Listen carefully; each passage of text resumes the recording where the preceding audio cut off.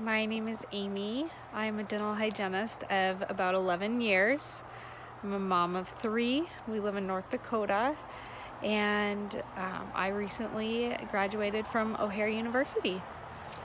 For my final research project, I chose to work on mouth breathing with participants, including myself, and primarily during nocturnal hours, and then also focusing for myself just on when I might also be mouth breathing other times. I've really enjoyed working with participants. I've enjoyed working with O'Hare University, and in working with participants on this, I did provide them options of how they might switch over to nasal breathing at night, and mouth taping was a primary selection. Myotape is one that we used, as well as just a basic medical micropore tape. And then I also had one participant that that tried taping, found that it didn't really work very well for her, and so she ended up using her pillow and just propping her jaw shut. And what I noticed in my participants is that those that really were interested intrinsically were the ones that were the most successful. Those that I had more or less inspired to be interested and to be curious about this, they were the ones that honestly didn't have as much success.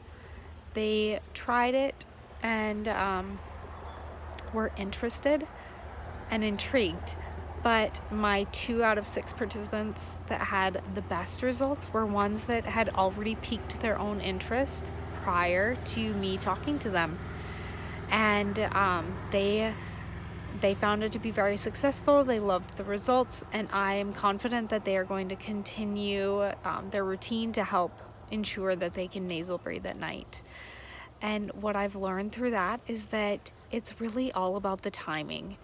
We can do a lot to motivate our patients, and we've learned a lot about that in O'Hare University.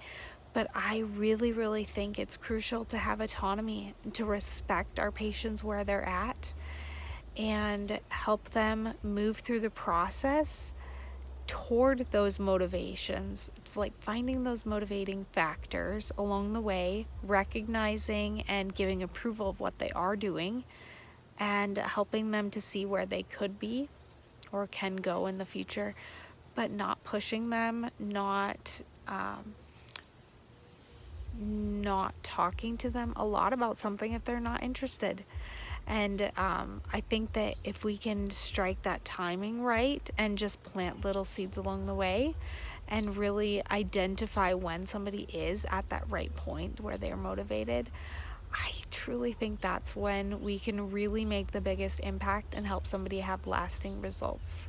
So that's what I learned, and I know everyone has learned, has had different takeaways from their research, and I probably could stand to continue improving my motivation skills with patients too.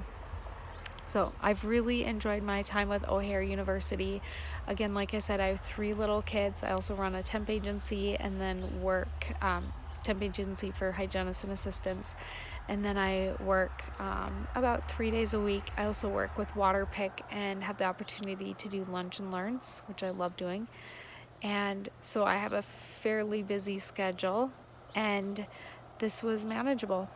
The only time that it really felt like it was stressing my schedule a little bit was here toward the end, finishing up the project, and that was really only a few weeks of that. So if you are a busy hygienist and have always wanted your bachelor's, I think you would find this to be a really, really nice way to make that happen. We made great connections, we had great conversations with our peers, we learned a lot from our peers directly, and it's been a really good experience. So if it's something that you've thought of doing, I hope that you'll continue to consider it, and that you will make O'Hare part of your education process.